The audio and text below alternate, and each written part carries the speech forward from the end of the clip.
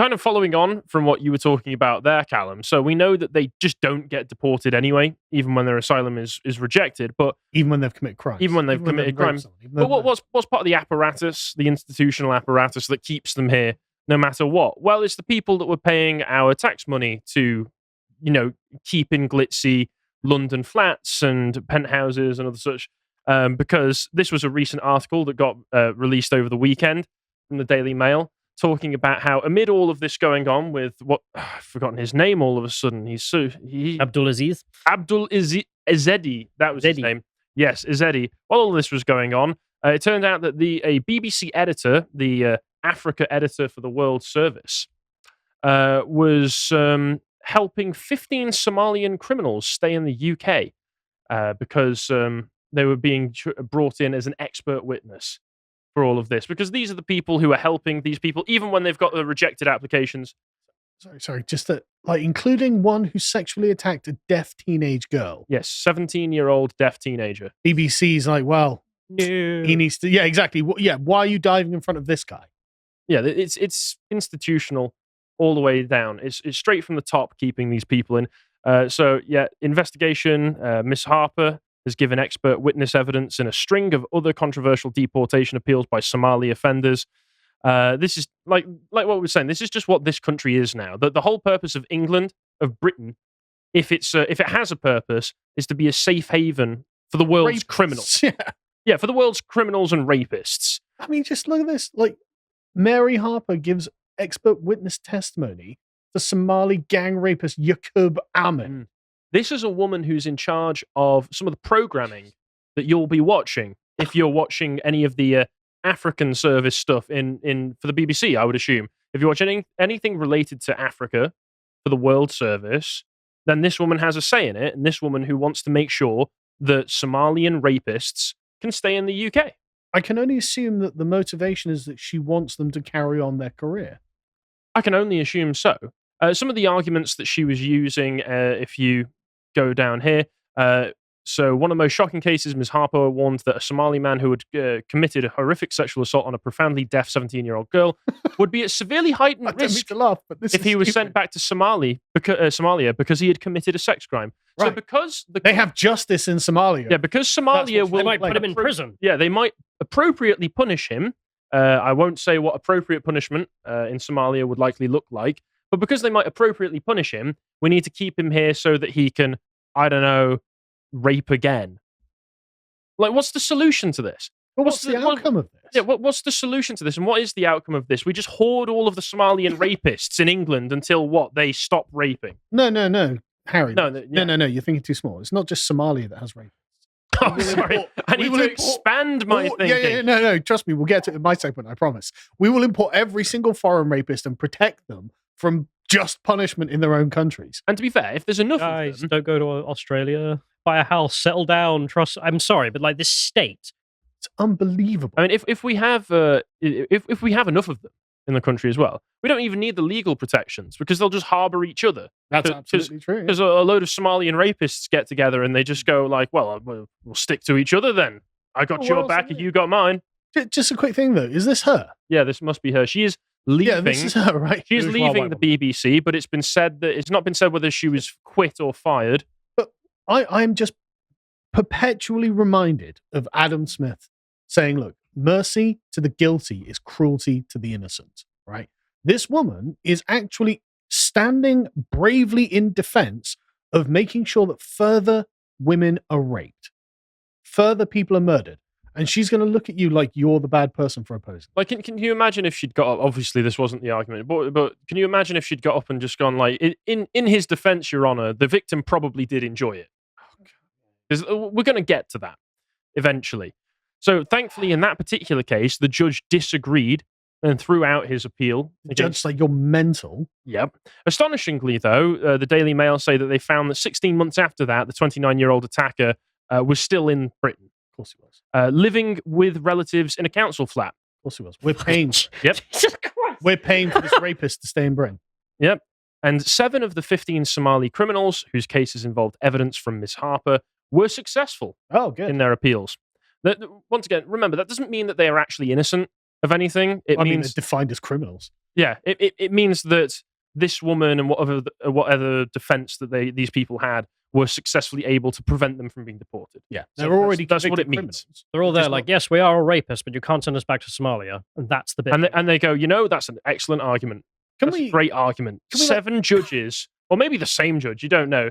Potentially 7 judges listen to this woman say, have you considered they might be punished if we send them back, though? And went, hands in the air, you got me. I hadn't considered that. Can we import some Somali judges? Like, I'm not even joking. No, If this fair. is the world we live in, Yeah, you might be right. Yeah, fair. Okay, modern problems require modern solutions, right? If in Somalia judges are prepared to punish rapists, how do we get them to judge our court cases? Imagine going to law school in Britain, getting a degree, becoming a lawyer, working out to be a barrister, and then get appointed as a judge. And then you sit there and go, well, I didn't become a judge to punish people. Especially not foreign rapists. Yeah, I became a judge to make sure they stay on the streets. Yeah. Moving back to the case that this is all about, though. So, Betty, I thought that was just a nice preview of what How much happens justice do you think this goes? if we do find this guy, because nobody's found him yet, despite London being the top most surveilled city in Europe. Probably the world. Yeah, possibly. It has 627,707 cameras, which is 68.4 per 1,000 people. I don't mean to laugh about any of this, but it's all just so ridiculous. It's so pointless. We've been dealing for this for how many years now? And also, it's not like he was on like some fringe outskirt of London or something like that. He was right in the centre. Oh, yeah. It was He went Clapham. through King's Cross, didn't he? Yes, that's where we've got some of the footage of it. Unbelievable. So it says in here, interestingly, it's the highest ranking Western capital on the top 10 list of highly surveilled cities in the world, most of which are Chinese cities. Oh, right. So even amongst stiff competition, we're still making the top 10, boys. Finally, the UK is still succeeding at something. The only place that's more surveilled than us is literally the last totalitarian communist state. But at least their system works. Yeah, I bet they punish rapists. Well, I'm saying the surveillance. Like, if we're going to have the surveillance, might as well have it work. Yeah, I suppose so. That's a good point, Callum. If we're going to have a totalitarian state, can it at least be effective? Can it spy on the criminals instead of me? Yeah, can it do something useful, please? But here's the actual circumstances of the case, so we understand fully what was going on. So emergency services, it was a Lesser Avenue. They were called at about 7:25 on last Wednesday, after the family was doused in what detectives called the alkaline substance. So this gets it right, Carl. You don't have to correct me on this. Snopes have been BTFO'd here. The victims were taken to hospital along with passerby and police officers who were injured as they tried to help. Police did not confirm what substance was used, nor saying many such corrosive products were readily available in high street shops. So, gentlemen all like this kind of man can go out and, not to say that they shouldn't be able to buy these corrosive substances, just that these people will throw them in your face. There'll be some sort of cleaning agent. Nor how the attacker sustained his injury, because if I scroll down through here, as we pointed out in the last segment, he's got a rather telling mark where his eye used to be. And I can only assume that Looney Tunes style, he did manage to splash himself with his own alkaline corrosive substance. Looks like it's got on his wrist as well. Yeah, you're right. On the train next to him, not saying anything. Exactly. How could you miss this guy? Okay, he's got a massive burn all over his right eye. Okay, well, surely that should mark him out. Yeah, and not covering up his face. And here's something fun as well. The 31-year-old woman that he attacked, along with her 3-year-old and a second daughter, age 8, they're in a stable condition in hospital on Thursday afternoon. Yeah. They were both supposedly known to him, right? And it also happened outside of Clapham South Belvedere Hotel.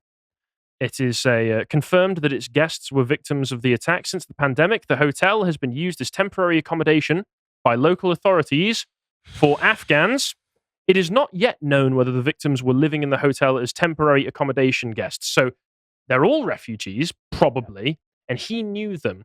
So not even a single part of this story would have happened were we not just indiscriminately taking these people in. We are, as always, importing foreign conflict, even within ethnic groups, onto our lands. Criminals. Presumably, we found out last time that he was, going to go back to Afghanistan to find a good woman. Yeah. Perhaps he was just marking this one, oh, she's not my type. But even then, I just think that the term asylum seeker should not be applicable to men. I just don't think adult men should be able to be asylum seekers. at that point. That's the Ukrainian position. Yeah, so absolutely, it's the Ukrainian. This image, interestingly enough, was taken. This is the last known sighting of Zeddy in Caledonian Road in Islington shortly before 9 p.m. on Wednesday. He literally goes into a Tesco's and buys a drink. The image is taken from Tesco. Yeah. Where he is believed to have purchased a bottle of water and just apparently... And everyone's just like, well, not my problem. Another day in London. Yeah. Another day in paradise. He is said to have he's believed to have been trying to flee the scene in a car, but immediately crashed into a stationary vehicle and made off on foot before going into this Tesco, I assume. So to try and put went for a dinner. To try and he went for a roast. Yeah. So to try and put the incident together, it seems that he probably got into an argument with this woman, decided to throw corrosive substances in her face, got some in his own eye, thought, oh, bugger this, I'm going to go. Tried to get in a car, immediately crashed, and then decided, you know what, I'm thirsty. And ran off to a local sure it's Tesco. not to treat his wounds? Yeah. To be honest. Who knows? This man is an actual inept clown of a criminal and is still evading the police. He managed to crash within minutes of trying to murder someone or melt someone's face. Did he get an Uber or something? Like, can we track his card? Like, is there anything that can be done? This is such an amazing indictment of how antisocial London is compared to everywhere else. Not only do people not say good morning to each other, something like this can happen, and everyone just looks the other way. It's not my problem, bro. Yeah. So after that, they say that he, went through the train stations, and they believe that he was trying to go back to Newcastle. So he was presumably from Newcastle, which, for those of you not in England, is literally the entire other side of the country. It's hundreds of miles away, and he's managed to travel, presumably, potentially hundreds of miles to Newcastle, where people believe that somebody might be harboring him. Oh, really? No kidding. Yeah. He's being harbored within his own community. The police's response... He did deserve the acid. The police's response was, as we pointed out last time, like, you, citizen at home, you can join us in this remarkable case. You have the opportunity to become temporary policeman for a day and help us catch this man. And if that doesn't work, then please, Abdul, please hand yourself in. Do the right thing. Come on, chap. You can do it. You know it's the right thing to do. I know. So pathetic. I know that you're literally a rapist, but you know the right thing. You know right from wrong, Abdul. You're in a bad state for an old chap. They literally say, "Come on, you're in bad shape. You've got significant wounds. You need to hand yourself in." He doesn't care. But it's so if pathetic. He's even still alive, he doesn't care. No, but it's just so pathetic. It's like, okay, well, we've come to the point where we're just going to ask him to hand himself in. Please, Abdul. We are so powerless and so insignificant that we're relying on you to be the moral agent here. For what, though? Well, think about his mindset for a minute. He's a very jihadist type of an individual in which because if we're taking that kind of person, throwing acid in a woman's face, or the kids, or raping, isn't really a crime for jihadists. So I'm just going to have it to guess here that maybe he doesn't even see what he's done as wrong, and whoever's harboring him doesn't see it as wrong either. Yeah, Abdul's like, I didn't drink alcohol or eat non-halal meat. What do you want? Thankfully, though, the police are at least checking in random flats in Newcastle. The start of a search at a Newcastle property we don't even really see, but we do know at least they found some corrosive substances here. So if this is even related to this incident, so at least we found some corrosive substances where under the sink in Tracy's apartment. She says they're used for cleaning the gout off the bathroom. But we think she's working with Abdul. So good job, guys. But his brother, at least his brother, who I would trust with my life, has said that, don't worry, I'll hand him in if he comes and talks to me. Trust me, bro. Source, trust me, bro. You can take my word for it. So Abdul's an Afghan asylum seeker, rapist, attempted murderer, liar. His brother's here as well. Yes. He's 21 years old, and he told the Sun that he would have no qualms about turning in his older brother. If I knew where he was, I'd turn him in for what he did. I don't know if he's alive or where he is now. I saw him briefly last week, but he wasn't living with me. He was in Newcastle. So did his brother apply for a legal visa to come to this country, or? I don't know. Probably broken illegally. Well, we could take his word for it. I don't even think that this article mentions anything to do with the fact that his brother's in the country as well. Just the Sun went to him and said, like, do you know where have you got him in? Is he in the cupboard? Have you got him under the sink with the other corrosive materials? Ew. No. And the Sun went, all right, but you'll let us know. You'll let us know, right? And he goes, yeah, sure. All right. Pinky promise. Very convincing. Yeah. Fantastic.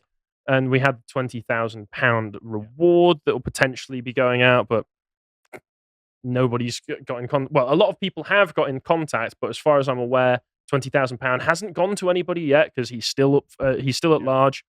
This is the article where I got the information that it was actually the 12 people. The people who were attacked, the main victims, are supposedly in hospital. The 2 girls are not gonna. The injuries aren't serious, but the mother supposedly has life-changing injuries. So she's probably blind, possibly face melted. Who knows? And then just some of the more recent updates that we've got. So now they're saying, oh, he might be dead. Yeah, because we're in day 4 of this manhunt. Most heavily surveilled country in all of Europe. Day 4 or day 5, I think it is. So he's either dead or he's still using an ally to stay hidden. And the thing is, as we've mentioned, there are lots and lots and lots of people who will have seen him traveling across the country. If he got on a train, it's kind of hard to hide the fact that you're missing an eye.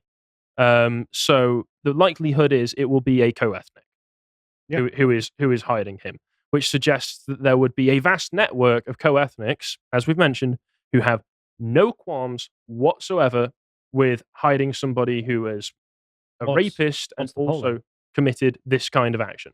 Because I think Pew did do some polling a while back of all Muslims in all countries.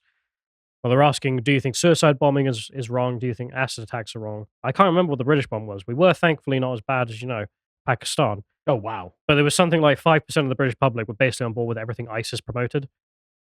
And that's the 5% who were happy with letting their true feelings be known. Yeah, I should correct myself. 5% of the Muslim population of Britain. So, yes. And you can't convince me that it's actually only that 5%, because a lot of people will have probably said, it would be stupid of me to say yes to this. But with The Independent, at the very least, we can all be grateful that they're featuring things like this. As I go down, yes, here we go. A letter to the editor saying, we must not allow the Clapham attack to colour our view of migrants. Good hell. I read your recent Don't worry, editorial. it's not just that attack that's colouring my view. I admit to being one of those who was concerned when he learned the perpetrator of this horrendous crime had been granted asylum, because, as stated in your piece, I'm against the idea that it's just one. Just ignore all of the others. Ignore how repeated this is. Ignore the fact that this happens multiple times every year and multiple times a month, multiple times a week in a lot of places. It's just the one guy, and they shouldn't cloud everyone's rational opinion about the thousands of other desperate men. At this point, it is the rational opinion. It is the only rational opinion to being presented with the slew of evidence, like Callum presented in the last segment, that we shouldn't be taking any of these people in, because chances are you are more likely to get an Abdul than a Dostoevsky. You are not going to be getting doctors and nurses. You're going to be getting rapists and criminals and Somalians who the BBC are going to be paying their presenters to defend, or the defense teams will be paying BBC to be fair, to defend them. It's ridiculous. I think we can be a little more granular about it. You can take refugees from somewhere that's actually at war. Like, there's no one's complained about taking Ukrainian women and children because they haven't done anything wrong. Because they're actual refugees. But when you're fleeing somewhere that's not at war, and you're like, yeah, I need to go back there and get a wife, yeah, that's not the guy. Like, there are lots of these people that we shouldn't have, and we can actually be discerning about this. We can use our own personal discernment, say, yes, that person is not. But the problem that they have here is, the rational opinion, and then they make up a hypothesis. Well, there's got to be thousands of desperate men, women, and children. There's got to be. Where? Name them. Name those people. Point to the person you are talking about, and we will be able to discern the difference between, like, whatever, Ursula from Ukraine and Abdul from bloody Iraq or Afghanistan or Syria or wherever. Well, the fact is, the system as it works now is that you get on a raft, and then you arrive and you're put in a hotel at public. You arrive and you say, don't worry, I was fleeing from war or something, bruv. And they go, congratulations, here's your citizenship. So no, so because of the fact that that's where the system is, I say no. I say no to all of it personally. But they're still putting out appeals. They're still, as of about... I can't believe he didn't hand himself in. As of about an hour ago, an hour and a half, 2 hours ago, they say, please, pretty please, does anybody know where he is? Here's a video of him pottering about in Tesco. Look, there's the staff member. She doesn't even glance twice. Doesn't even flinch. Not confused. No, average London. This country's a joke. This country's a joke. More trust, less crime, high standards. Yep. Just So Press that's S to spit. Sorry. Yeah.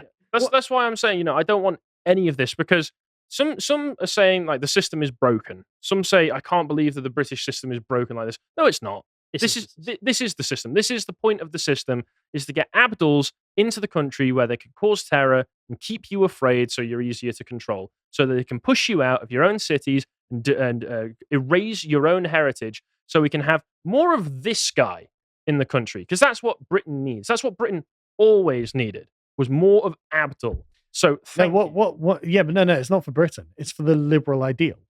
The liberal ideal Well, in requires that case, the taxpayer to do it. the liberal ideal is evil. Yeah. And if you are somebody who has been victimized by an Abdul in the past, you are a victim of the liberal ideal and the British system, because they hate you and they want you in pain and they want you in fear. If you appreciated that episode from the podcast The Lotus Eaters, you can go to lotuseaters.com to get access to all the premium content that's on the site, such as the Symposium series, this episode on instructions from Ptahhotep. If you'd like to find out what else is being put out, you can follow on Twitter at lotuseaters_com on Twitter. Thank you and goodbye.